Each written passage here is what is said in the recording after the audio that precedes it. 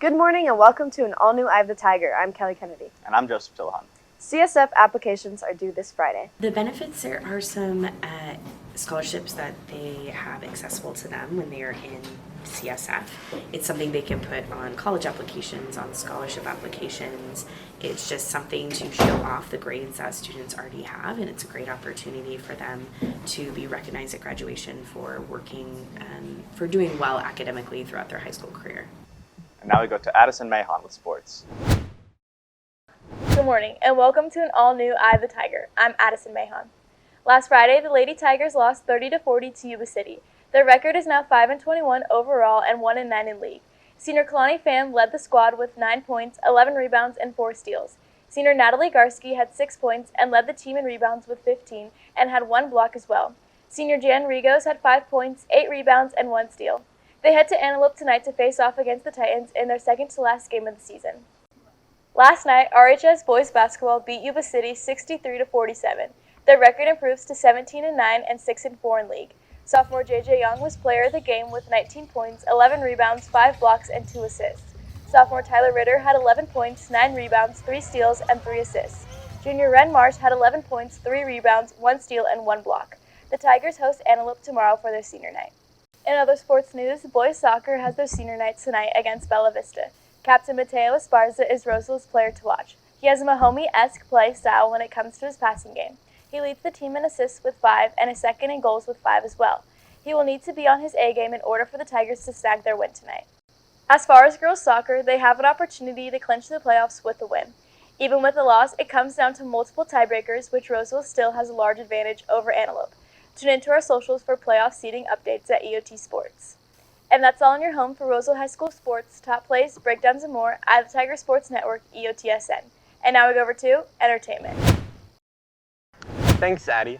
Persona 3 Reload, the remake of the 2006 classic Persona 3, was my most anticipated game this year, and was well worth the wait. The game is fantastic, and I can easily see it become one of my favorite in the franchise. The story is about the player character moving to a new town, but when you arrive, you find out about the Dark Hour, the secret 25th hour in the day where evil shadows run rampant, and it's up to you and the organization Seize to put an end to the shadows and stop the Dark Hour. The gameplay changes add more depth to the game and more variety to the battles. The new additions include Theurgy and Shift. These can make the game a little bit too easy sometimes, but never enough for it to be a problem. The UI is incredibly stylish and looks amazing, since a lot of the time is spent in menus. I'm happy that the proper love and care was put into them.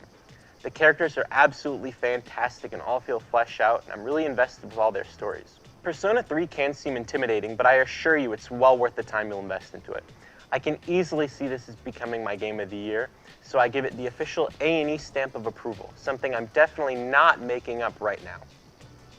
The Grammys were last night, and Billie Eilish won Song of the Year for What Was I Made For. Best New Artist was Victoria Monet, and Taylor Swift won Best Album of the Year for Midnights.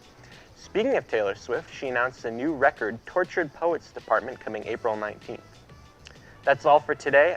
For A&E, I'm Brady Hendricks, and now we go back to news. Thanks, Brady. A freshman at RHS has found an outlet for his thoughts and opinions. We go to Jacob Odell with the full story. There are plenty of creative hobbies out there, one of them being photography. Freshman Emiliano Zarco chose to participate in the activity and has been interested for years now. Zarco discovered his love for the hobby through a family member and plans to keep it as an occasional activity to enjoy himself. I started because my sister let me use one of her cameras while we're out on a hike, and I realized I kind of like this. I really don't plan on having photography as like a full-time career. It's going to be more of like a hobby for me, so.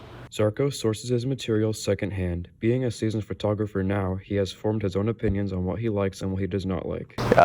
Usually from like thrift stores or like just from like random yard sales from like old people, so. I kind of like street photography. I don't really like nature. I like nature photography. Zarco favors certain cameras over others, but sticks with the idea that photography is an accessible hobby for anybody willing to try. As of right now, I have like 3 cameras because I sold most of my stuff, so. My favorite camera of all 3 of them has to be my Fujifilm FinePix Z1. That was like my first camera I ever started out with. It's difficult if you want it to be difficult, really.